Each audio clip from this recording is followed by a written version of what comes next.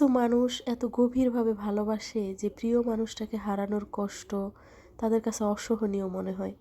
কখনো কখনো সেই শূন্যতা এতটাই তীব্র হয়ে ওঠে যে বেঁচে থাকার চেয়ে হারিয়ে যাওয়াটাই সহজ মনে হয়।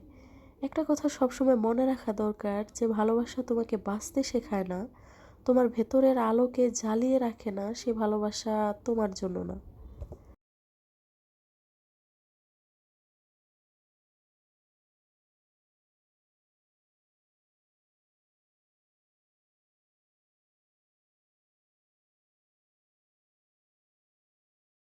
ইদানিং সম্পর্কের ভাঙন খুব সহজ হয়ে গেছে। পরকীয়া বা বিশ্বাসঘাতকতার কারণে কত সুন্দর পরিবার, কত গুছানো সংসার মুহূর্তেই ধ্বংস হয়ে যায়।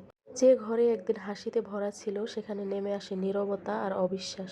কিন্তু একটা কথা মনে রাখা জরুরি, কোনো সম্পর্কের ভাঙন জীবনের শেষ নয়। বিশ্বাস ভাঙতে পারে, সংসার ভাঙতে পারে, কিন্তু মানুষের জীবনের মূল্য কখনো কমে যায় না। জীবন অনেক বড়, কষ্ট থাকবে, চোখে জল থাকবে, তবুও বেঁচে থাকাটাই সবচেয়ে বড় সাহস।